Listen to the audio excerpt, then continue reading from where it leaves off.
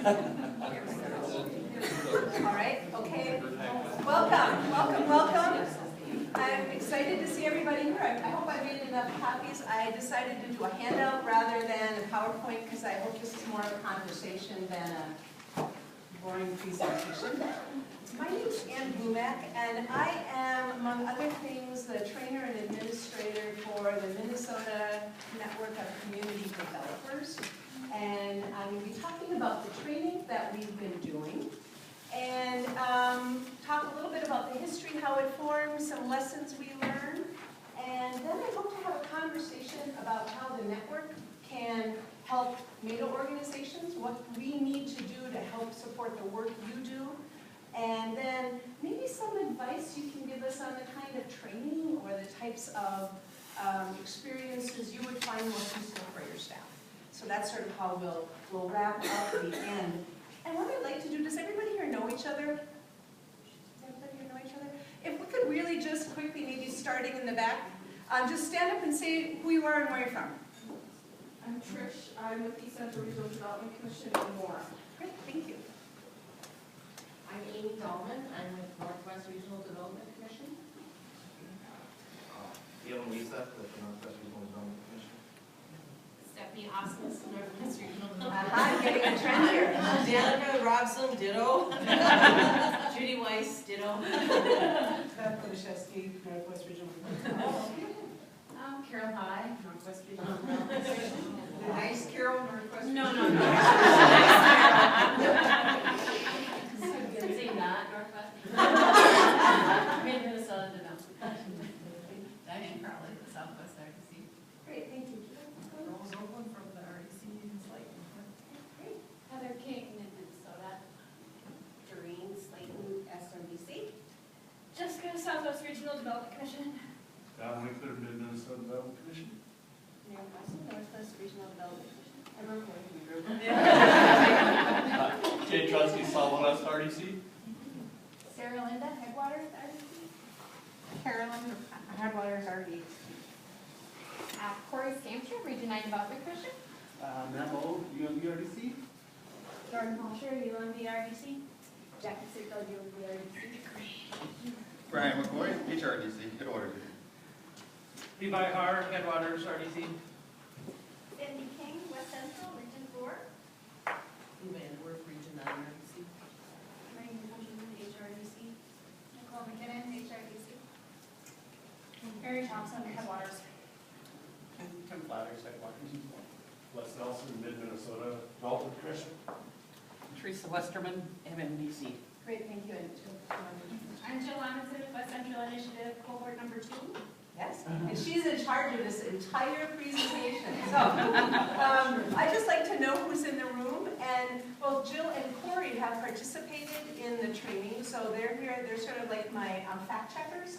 So if I say something that's wrong or not, they're going to pop up and talk about it as an experience from the participant's point of view. And I see we have some folks who are going to be coming to the next training session as well, so that's really exciting. I wanted to talk a little bit about how this came together. I want to talk about this because it emphasizes one of our goals, which is this notion of creating strong networks. It's also why I had you guys introduce yourselves. Big things happen when you use your network. So in 2015, a couple of folks who are leaders in the rural community development field were having a conversation about what could we do to really move the needle and support rural community development across Minnesota. And then they got together with some more of their friends who had gathered, we have a member of that group here, and formed an advisory committee for what became the Minnesota Rural Community Developers, Minnesota Network of Rural Community Developers. And this included 3 RDC members, so your input has been included in the creation of this. An initiative fund, Landon, U of M Extension, and some other partners. And they got together and really spent a lot of time brainstorming. And Jay, were you part of that original brainstorming? Yeah. So you'll correct me, because I wasn't around then. They looked at what did they want the people who do this important work to learn? what competencies, what skills, what tools, how should it be done? Should it be done online? Should it be done in one-day sessions? All those kinds of things. And specifically some of the content they wanted. And what they ended up creating was a purpose statement.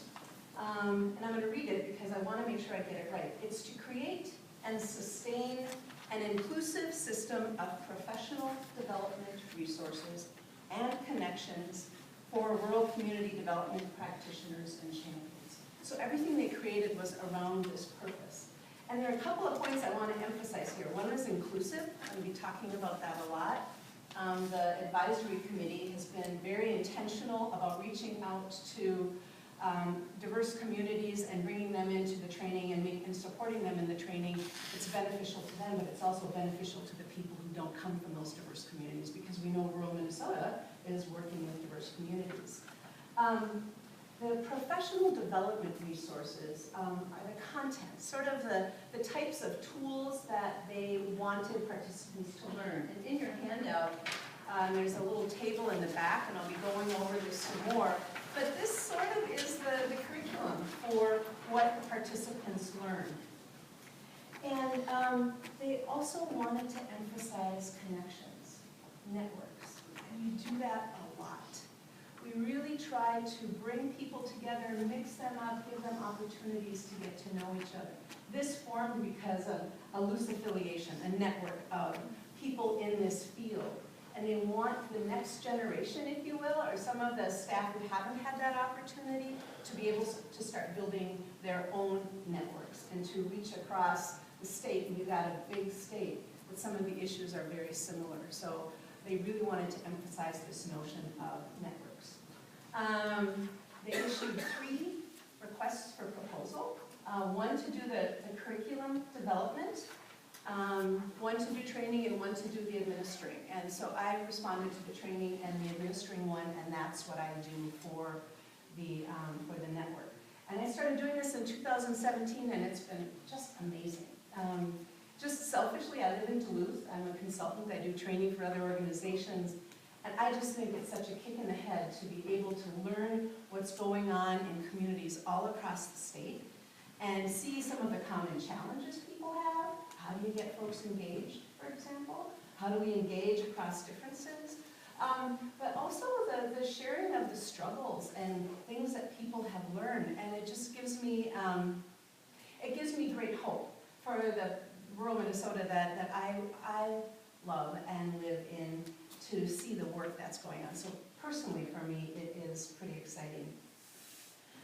The principles that the advisory committee developed have evolved a little bit over time, and I want to talk a little bit about that because this has not been static.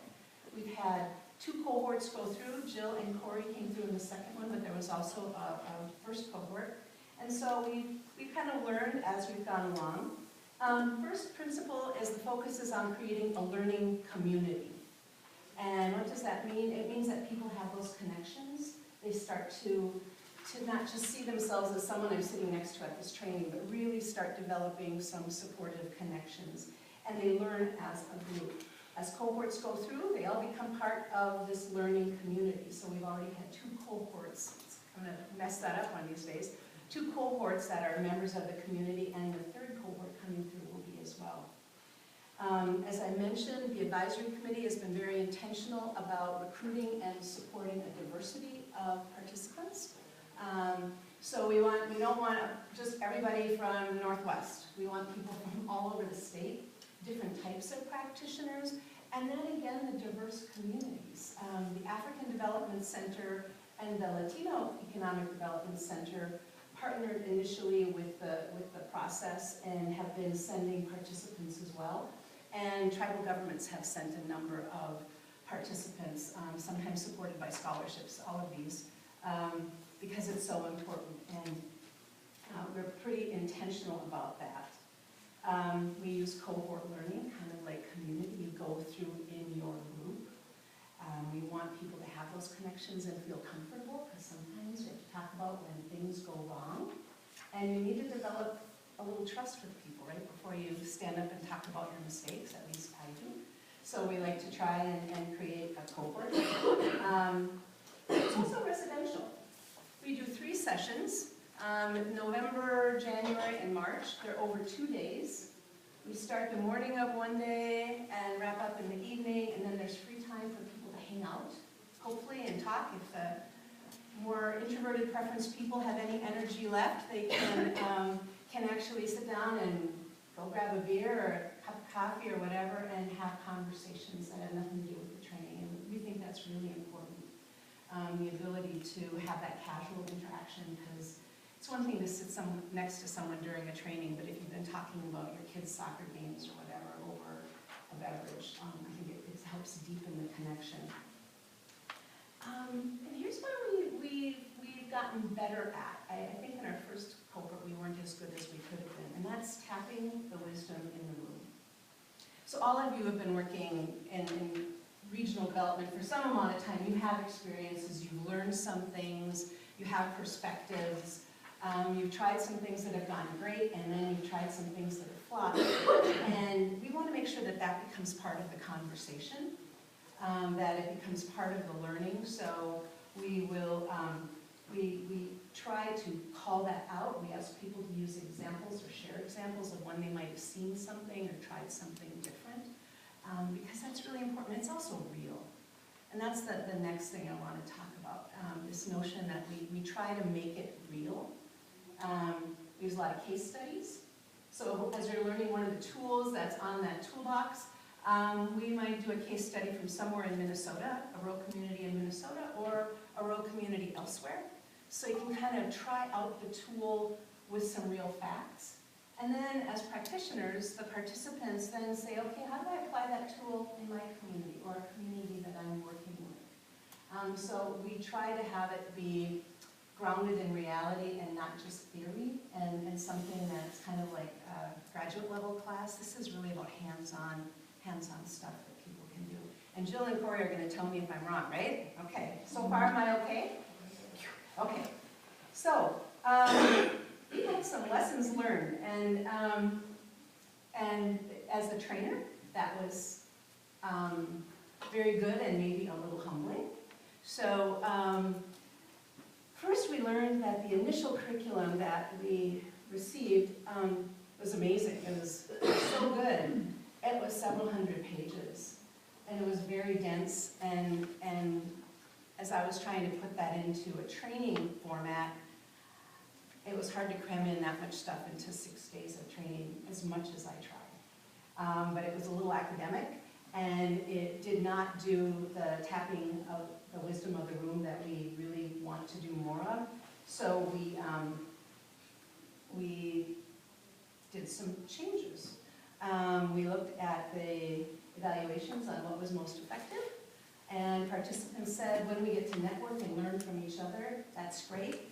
When we can practice with case studies, we love the case studies, do more of that. And we want to learn from each other, not just the trainer. You know, we want to be able to learn from each other. So we took that information and did some follow-up one-on-one interviews, did some surveys online of participants, and we revised the curriculum. And that's what Corey and Jill got to see. And so what do? We spent more time discussing the tools, how they can be applied, practicing them.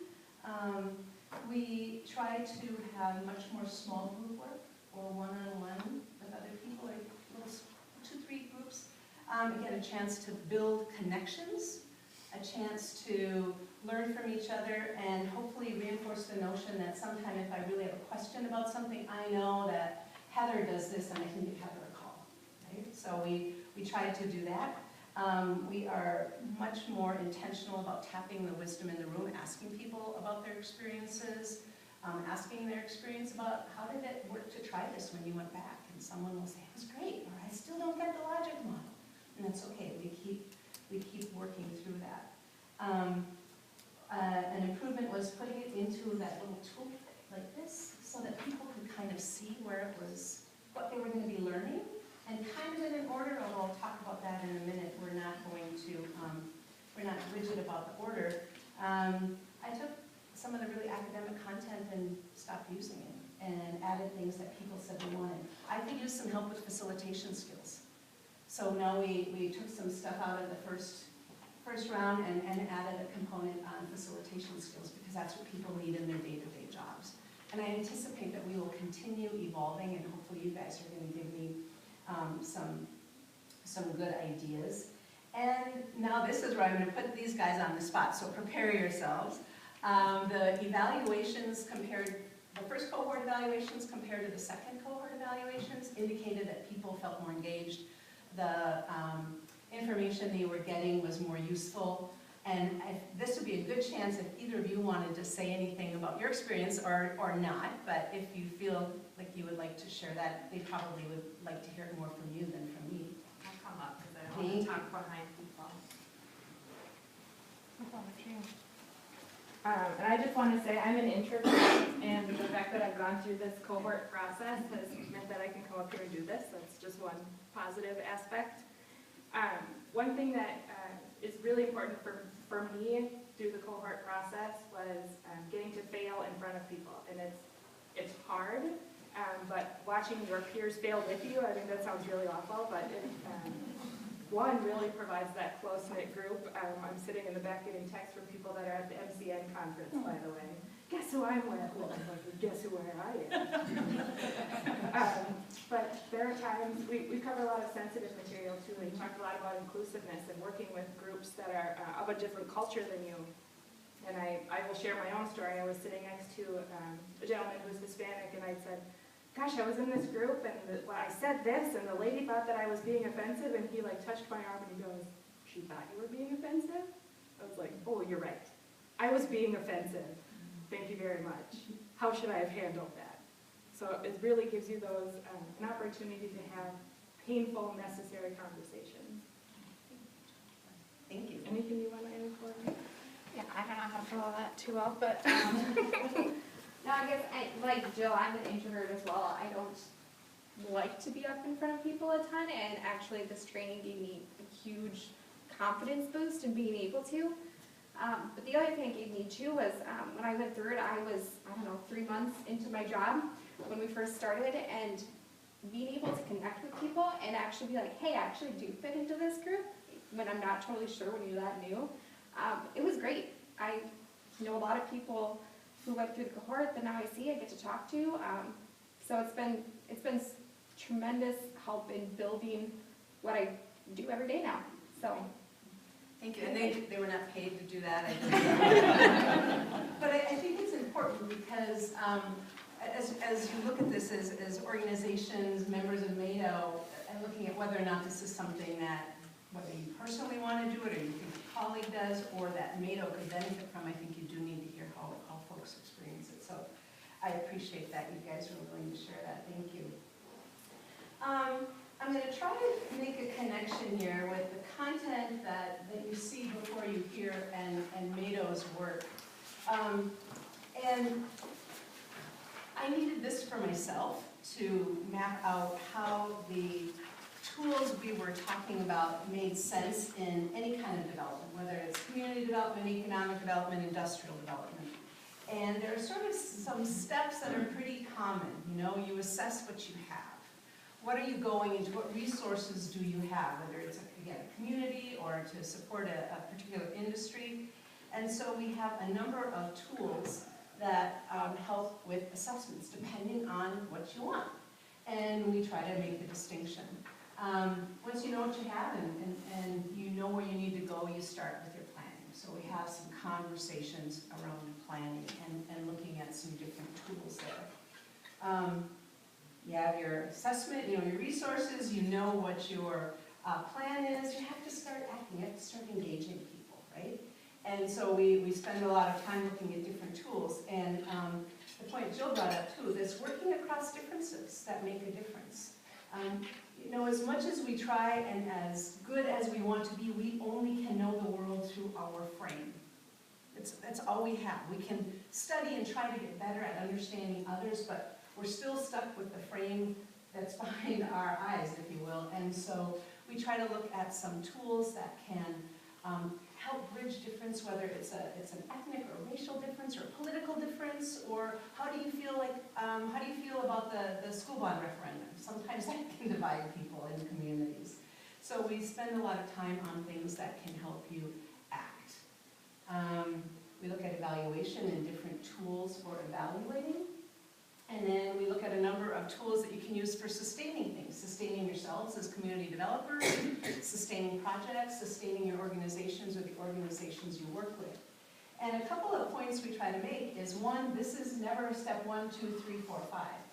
It might be step 1, step 2, step 3. Oh, we're learning some new things as we engage. We're back to step 1. And that's okay.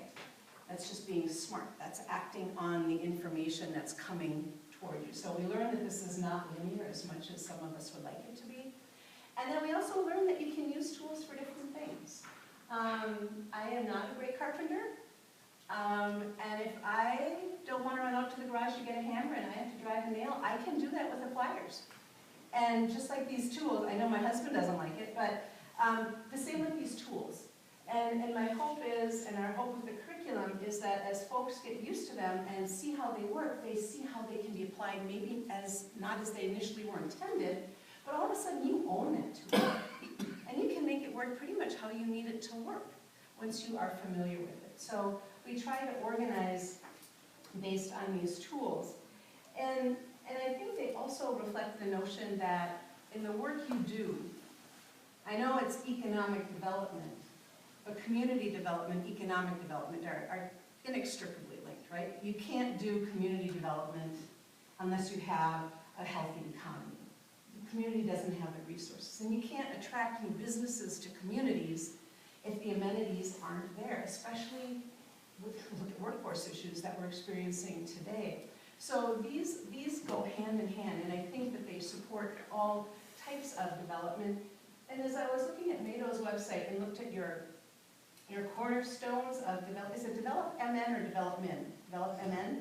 Develop MN, all of these tools can be used as you look at things around human capital or around competitiveness in an economic sense, or in community resources and the assets or in infrastructure. So I think that they are flexible enough that they can be used to support whatever activities you take under those cornerstones. I'm going to stop talking here in a little bit, just a couple more things, and then you're going to talk, and we'll hopefully get some good conversations going. MATO has been incredibly supportive of this work. Not only do MATO members sit on the advisory committee, they have sent a lot of people through this training already, and we only have 3 cohorts. So the first one was 2017 to 18, and then 18 to 19, and this third one will be 19 to 20. First cohort, we had 9 participants from MATO organization. Second cohort, we had 12. And the third cohort, we have 7. So there has been a lot of investment by MATO organizations to send people to this training. And I think that's wonderful. And one of the things that the advisory committee will need to be thinking about is how can we start maximizing those connections in that network. We had an alumni gathering 2 weeks ago in St. Cloud to connect the first cohort with the second cohort. And we had 18 folks participate, 12 of them were MATO members. So there's obviously a commitment to that networking. We held the meeting in conjunction with the Friends in the Field meeting. Are you guys familiar with Friends in the Field? So we, again, trying to create some new networks there. And when the advisory committee meets in May, June, whenever in 2020, they're going to have to ask themselves again, how do we want to continue this network, and how do we support now that we have 3 cohorts that have gone through? Do we continue to do alumni gatherings? Is there something else that we want to do? And then look at, do they have a cohort 4?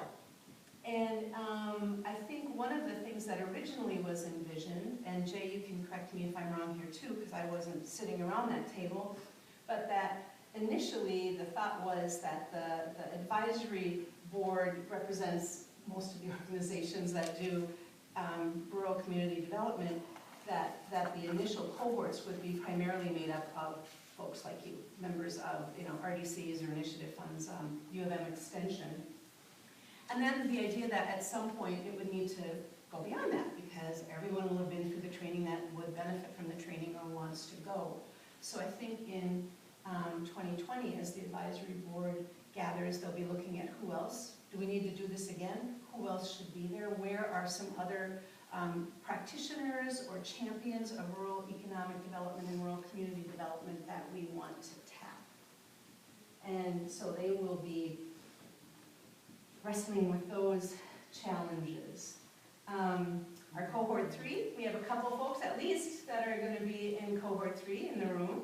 And I know this mostly because they were on the ball and they sent me their pictures and for the roster.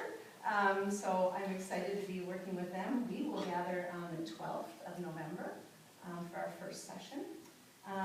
They'll meet again in mid-January and then have our third session in commencement in March. So what the advisory board committee will do after that, I think, is still a conversation. Yes, Jay, who's on the advisory board? That's, yeah, one of the things that we did talk about initially was, and Cheryl from Region 5 and myself and Cam are the MATO reps,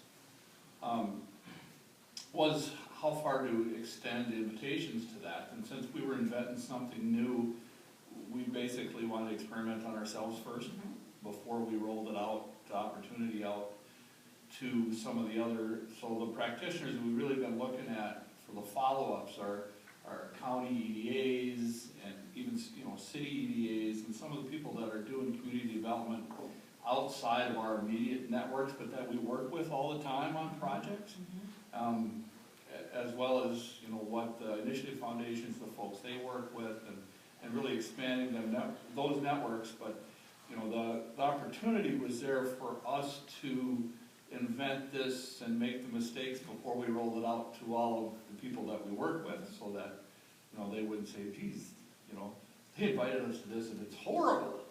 We didn't want that to happen. So if we were going to make any mistakes, we were going to make mistakes among friends. That was a very specific ask by the planning committee, was that if we were going to screw this up, we were going to do it among friends first.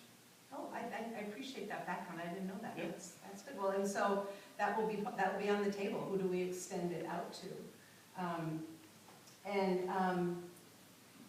There's one other thing I wanted to talk about, and this again is the inclusive portion of this, and the intentionality to go beyond the communities we work with every day. And sort of similar to what Jill was saying at a comment that I received from this last cohort in the evaluation, is how much folks appreciated having diversity in the room. We had a gentleman originally from Ethiopia,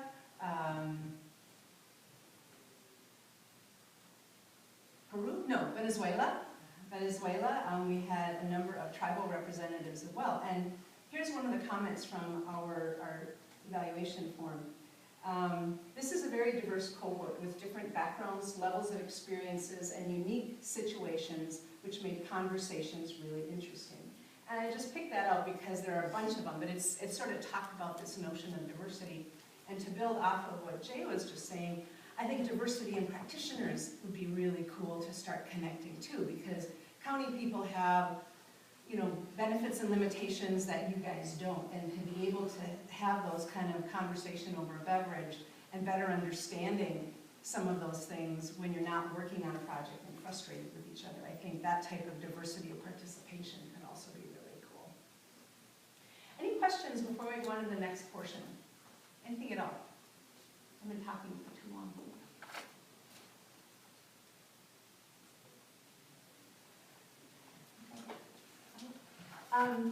What I'd like to do now, if you guys are willing, is to have some table group conversations. And I'm doing this for a couple reasons. One, I really care what you have to say and want to hear about it. And since everyone was rushing to talk at once, doing it in a large group isn't going to work. But it also is an example of how we do things in the training. It's small group conversations where we discuss things and then report out something that stuck with us or that was particularly useful. So it's a twofer, if you will, in that. And I'd like to have 2 rounds. And what I'm thinking is if maybe this front table could turn around and talk with the folks behind them, and then you back table, your second you guys in that row turn around and talk to the back row. And it's going to be kind of a big group, but I think it'll work out.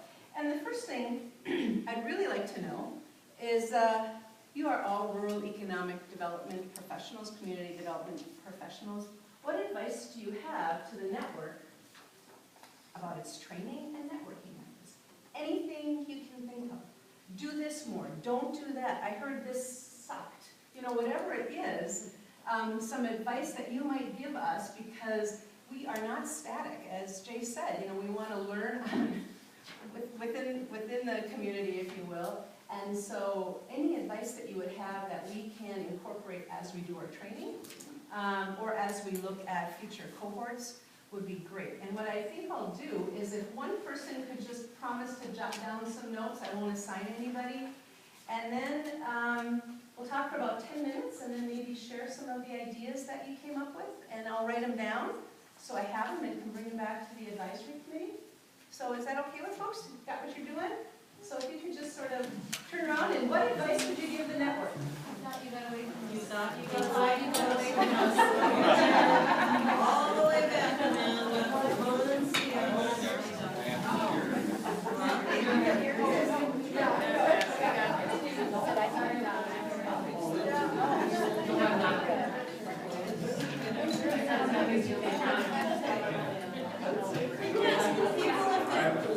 I'm a human eater person, so I'm not going to hear very well down there. We're finance. Always the same problem? Get it around the schedule.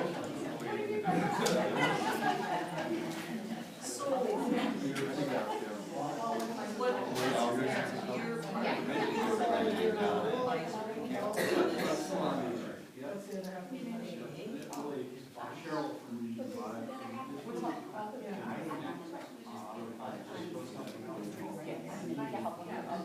Can you repeat the questions primarily? Can you repeat the question, please? Yep. What advice would you give the network about training or about other things it could do differently, same, more, less? So pretty broad. We were finding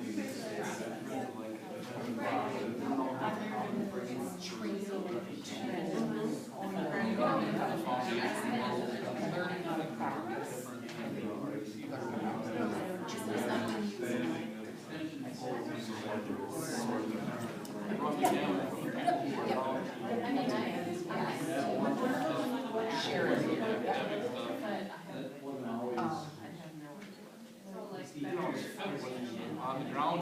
You guys do this type of debrief? Like alumni thing, the same. I actually couldn't make it online because we had a couple commission meeting that night, so I wasn't able to get there the same day. I summarized. I'm not sure what We have staffing. Well, no, I think you just do a debrief at the end of your session, community evaluation, Oh, right? yeah, so at the end of the session, we also had, kind of rehash what happened, and then we filled out an evaluation that we gave to us. I don't want to put you in the spot, but what were the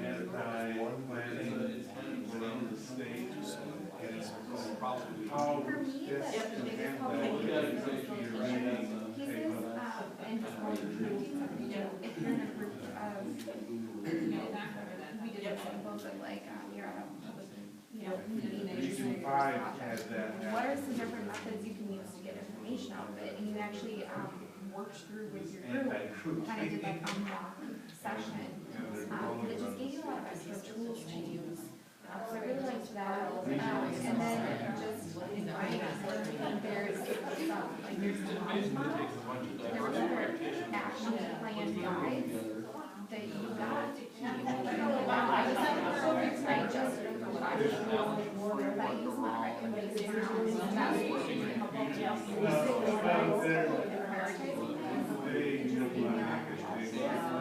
one thing I would like to know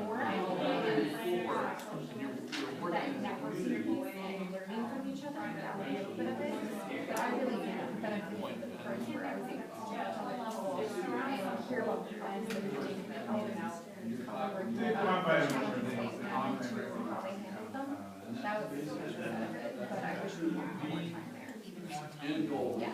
So that fact that you And you were in the first group or the second?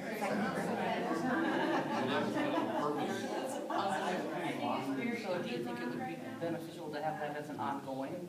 The one, first group, second group, and continue? Yeah, I think we do, and I'd like to see the alumni somehow, have more regular meetings, whether it's once a year or something, because it's best to spend time with being able to hear their thoughts, their journey, what challenges they're facing, and how they're handling it. I would have loved to have some of that, if this is the topics I want to Be able to pick up the phone and call extension and say, I have this issue. what challenges they're running into, opportunities they end up getting from it. Or families and whatever. Yeah, exactly. So right now, do they have set meetings with alumni to get together? No, it was a discussion during my cohort of how to do that. It's like gatherings. The attempt was to get people, new people. Is there like a cohort task? So we got tasked, This Mano group got tasked with together should work on a certain project after. X number of people. It was And overall, And so I had one new person, so we made our tent and project we could work went on on across the board. I'm sending you. Kind of share, bring out, yeah, together. Maybe we're trying something that's live, or something. Right now, there's nothing, but I think that'd be very, I think as we're looking more into development and the dashboard aspect of it, I think there's a way to tie in that whole statewide piece with the cohorts in some fashion. I don't know what it looks like yet, but that would be a great opportunity, I think, to get the cohorts. This is the year where they've done it, so it might be, Part of the challenge of getting together is getting together and thinking about, it's a large state. Somebody drive from Bemidji or Mankato. Somebody. So, do you think there's opportunities to do something where after you've gone through your training, you have a comfort level with people? Is there ability to use technology to do some meetups and talk about stuff? Not have to like travel and. Part of the intent was to get some of this. Yeah, I think so for sure. And there's a handful of people that I keep in touch with regularly through email or phone. Like to be So she's texting people. And There's a lot of that that happens, which is great. somebody I in the think it's great foundation to staff. have, you know, a set time, whether it's like a Zoom or something where everybody comes together and is able to talk and share. The lunch and learn. Yeah. and it's just really good. One of the things that's come up since it started,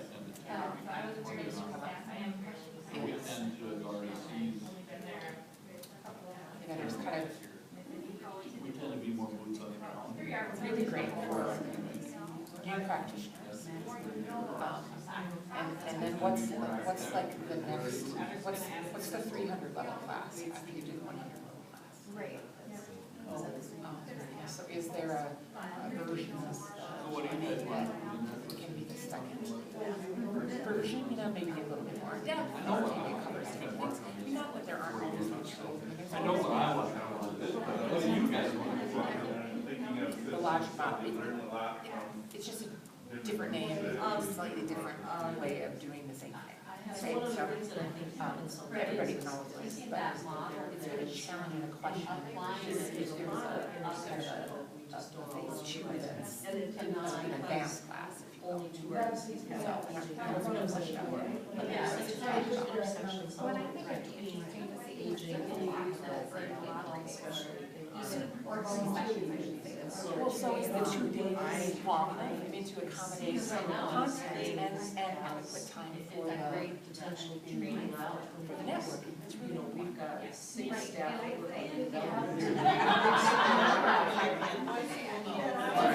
That's what I heard from our staff too, they were exhausted. It was a lot, and that's what, and then after, so I think that maybe the phase 2 part of it is maybe rather than, you know, it's foundational all these different areas, maybe focus on phase 2, And we have another session, and then you go into that one. That way it can be a little bit more. facilitation skills in that toolbox that she knows about, but I see these as being some And it might opportunities just to be help I went people through. with what are some facilitation So it was all very new to me. put in place if you're out. That was one thing that I learned a lot from other Level people. or what, and knowing that community things that we might be more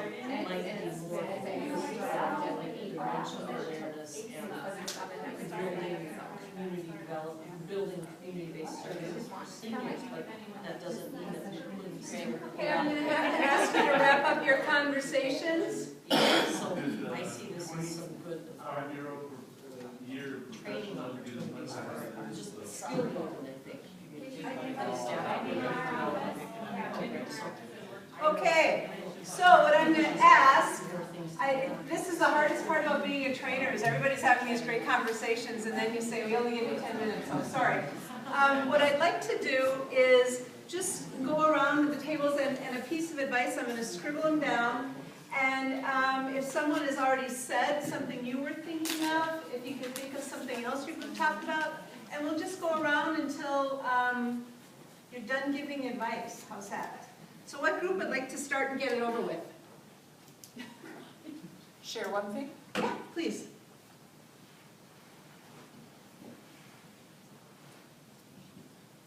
I'll share one thing, Margaret. Is there, I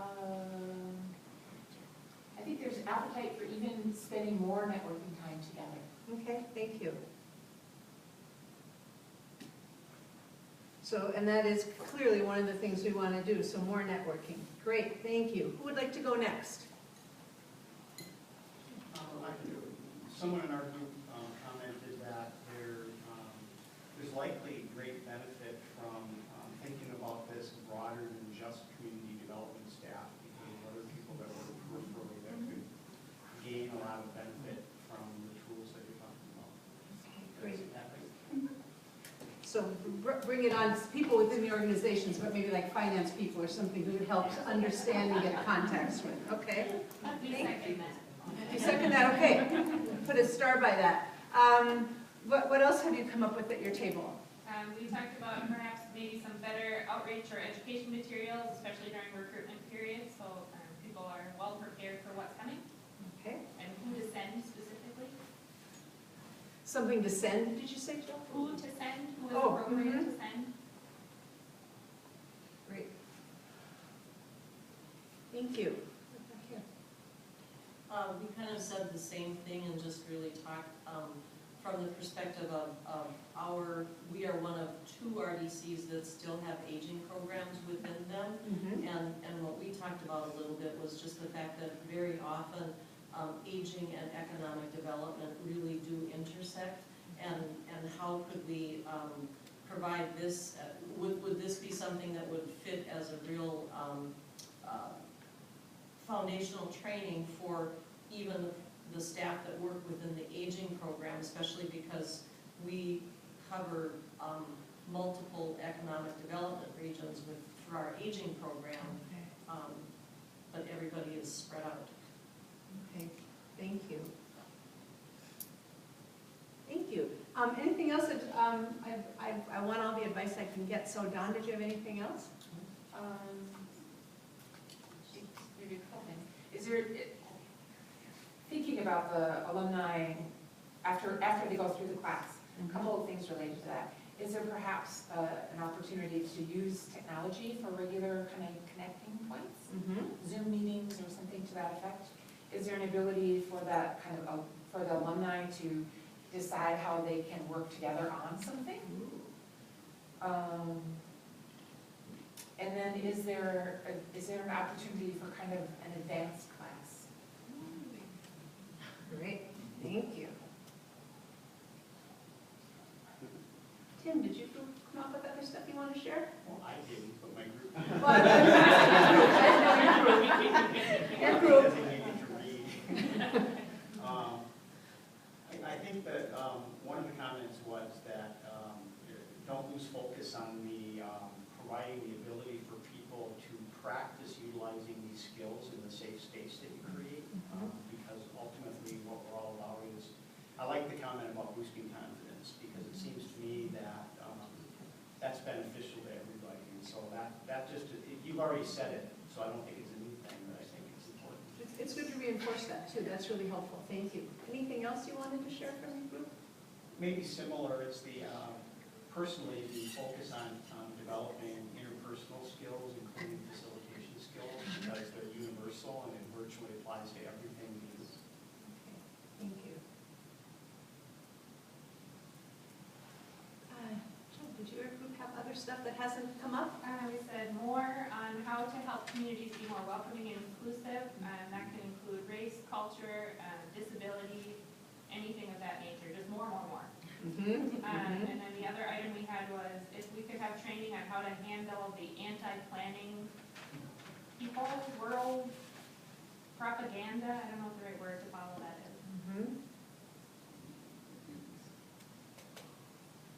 We talked about that a little bit at the alumni gathering, the challenge. Great, thank you. Back here, anything else? You know, the one thing, that just listening, neither Headwaters or Northwest staff were sitting back here knew if any of their other staff had been. Oh. So we're apparently not doing a good enough job of communicating internally as to who our staff are that are going to this and what their skill sets are so that the rest of the agency can take advantage of it. And that almost ties in with the idea of, try and identify who this would best be suited for, like sort of directions to the heads of the organizations. Here's who would be really good. And by the way, think about sharing this because they might be able to help somebody on their team. Great, thank you. Can I make that comment? Yes, please. So I wrote a comment down that I was thinking about earlier, to piggyback on what Jay was just saying, and maybe as part of the course, there's a homework assignment during your sessions, that they go back and they practice something, share something back with their office mates. Great, thank you. You guys were signing up for this one. Just so you know. Great, thank you. So now it's an opportunity, and you guys get to pick. The next question I want to discuss is how can the network, and the Minnesota Network of Rural Community Developers, with this training and the network building they're trying to do, better support MATO and MATO organizations and vice versa? Because any networking is a two-way street, right? It's something that you do mutually. And we can have a broad conversation with everybody, or if you guys would be more comfortable, we can return to our small groups. Which would you prefer? Small. Both? Small. Small groups? Okay. So I'm going to have you talk about 10 minutes and then we'll wrap up just like we did. So what can MATO do to support the network, and what can the network do to support MATO organizations in their work? It's sort of like advice, but maybe it goes beyond the training to other things. We've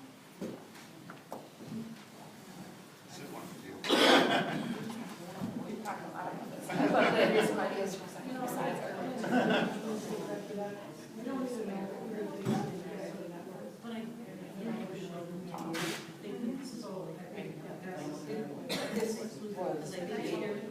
Yes, because if you're looking at this as Artists, you're doing something directors in conversation with the Planning Foundation, who's had a community program and really looked at filling a niche. Really is, I would say, for community But development. I see really this is something that, instead of saying, I think There's not a technical degree, perhaps. There's not a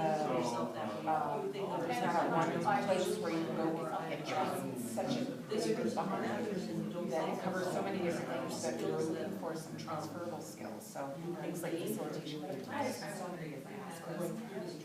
facilitation skills, how you deal with different topics and gather information, how you do technical evaluation, what are the different styles and processes by which you can do the Minnesota Network. developing, look at a community issue and come up with solutions. So there's lots of information. There really wasn't anything What do you think? There are some states that have, kind of a,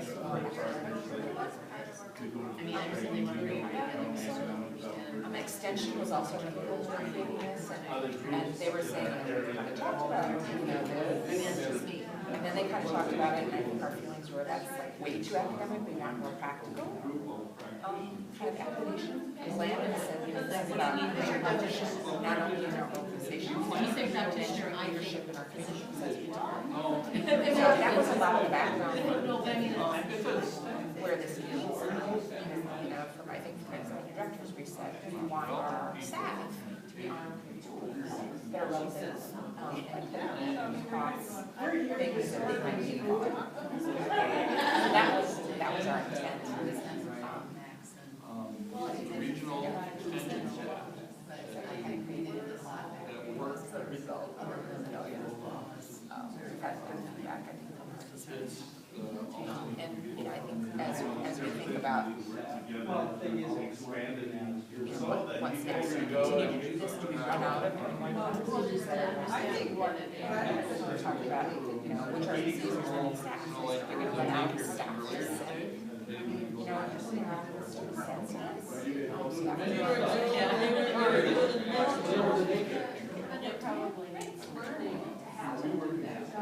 was thinking about the foundation, so this is, they have this program like rural learning college. But they meet so, yeah, I think it's like over and I guess intense, like you meet like a week and you would like artists, university, just rural. and everywhere. So we bring Some might be a guy like look at, okay, what's the next? maybe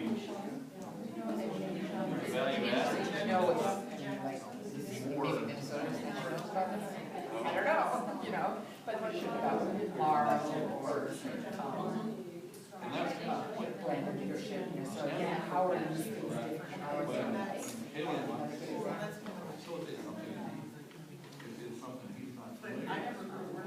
it's like community development, something.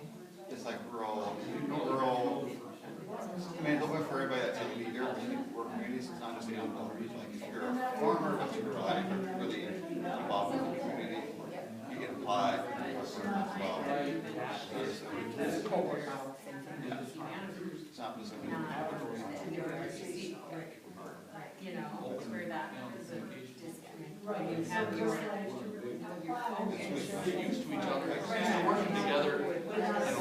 We've all been in our silo for so long. interview process, everybody trying to get a application. And maybe already doing some of the stuff that I want to do.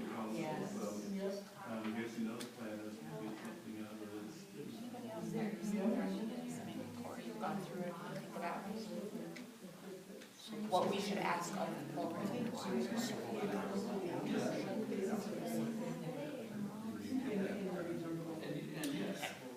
It doesn't include that now. I mean, it's really just it's a learning cohort about community development. My cohort,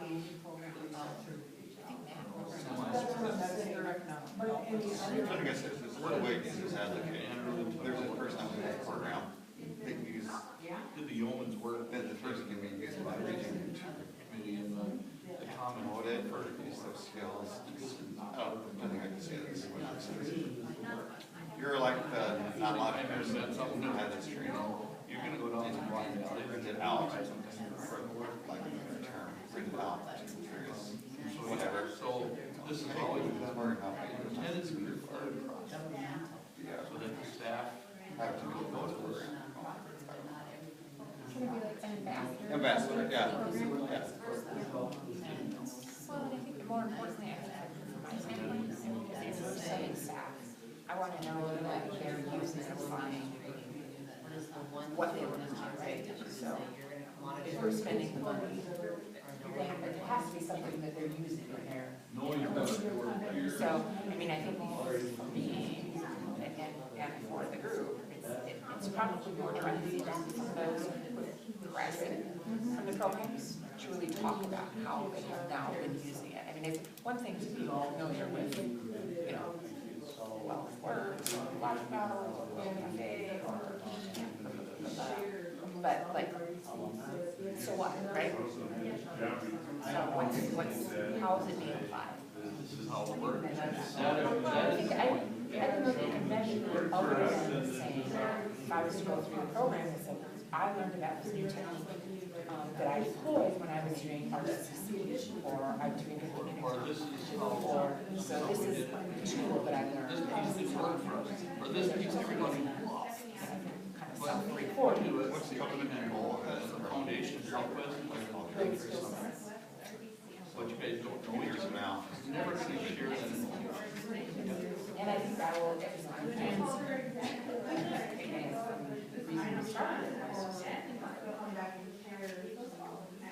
Knowledge at all. I mean, there's planning is planning, but the tools that you do and processes and the issues of the day, and DEI stuff right now, and how we deal with diversity and inclusion in our region, like that's a kind of emerging topic. Jill just told me we have to wrap it up. Because we need to be done by 4:30. So what I would like is we'll do the same thing that we did for our last round. I'm going to scribble down your great ideas on how the network can support Mado and how Mado can support the network. And who would like to start? Okay, Jill. Really good idea to monitor it, and it talked about that we need to give it a better identity so that you have the elevator speech ready and on hand, who the group is, and at the same time it was brought up we could do a better job of that for NATO in general, but there are a lot of people who have no idea what that acronym is or. Okay. Okay, great, thank you. Why don't we go back to the other table back here? Don't look at me. Oh, I just want- Oh, Judy. Judy made the point, you know, if you had to tell me why I should go to this, what would you say? Okay. I mean, and we struggle with that to kind of define the point of this. And for me, I said that, well, the whole point is to get the networking down, and so that everybody has that common framework of reference for what we're all talking about. So, but that's it's really a hard thing to define. With, Make it especially compelling. and make a compelling argument for why should you go, why should you care? Similar to what Jill's group was Yeah. saying too, that having that elevator speech that just nails it. Yeah. Okay, great, thank you. How about this table? One of the things we were just talking about when we were called kind of back to order here was really maybe some reporting, I don't know if that's the right word, reporting on how what's being learned is being applied. Great. That's really good, thank you. Are you in charge of reporting out here? You wrote stuff. I was just doing. He's doodling, he's a pick up milk on the way We home. kind of focused our discussion mostly on the marketing, both us marketing internally, but also marketing the opportunity. And I was kind of thinking, you know, relative to that, part of it depends on, you know, what are we marketing? Because some of our earlier conversation was, we started marketing, and at least in my understanding of it, I could be off base, but it was the newer community development professionals coming in that were getting some basic skill development. But if we change that and we're looking at basic skills that everybody needs, it's really marketing to different people than we probably, at least my perspective, that we've tried to market it to before. People that knew about it were people that fit the mold of the original intent, but that may not be the intent now. And so if we're changing that, we need to think about how we market it to the right people. Great, thank you. Yeah, and I think that's part of what Jay, who's left, was saying, you know, it's getting it organized within, sort of like in-house, before we take it out, and being clear on that, I think is. Well, our group talked about, like, if we look at facilitation skills, everybody needs those skills, and you don't have to be a community development staff to do that. You can be a finance staff and really need those skills, and so. Anyway, that's. Thank you. That's kind of what we want. Anyone else have anything that they wanted to share from their groups that I should take back? Just the last thing that Don had shared was it's really a really good job recruitment item. It's an asset to the NATO organization to say that as a new staff, you have access to this entire network to learn. Oh, great. If you're looking at a model what's next, like an advanced level, NDSU Extension has something like this. Very, very similar. It's called the Rural Leadership Program. It's open to pretty much any rural leader. Like it's not just economic development. If you own a farm, you just want to be involved in the community, that you can apply. But it's like I think it's like a 12-month program. Like you meet 8, like a lot of 12 months. It includes like a trip once a week. Plus, it like think of the trip that's involved to like Brazil or some other foreign country that like learn economic development and how it works there. And so it's kind of an interesting model of like advanced. I like the Brazil part. but it also works on that networking and that cohort thing, right? Yeah, You know, that- and the also means that people it's not economic development. Right, right. And I think that was part of the original too, when they talked about champions, people who want to see it even if it's not part of their job description. Any other thoughts that people have? And some advice. Well, thank you very much. I really appreciate the support NATO has given to this, and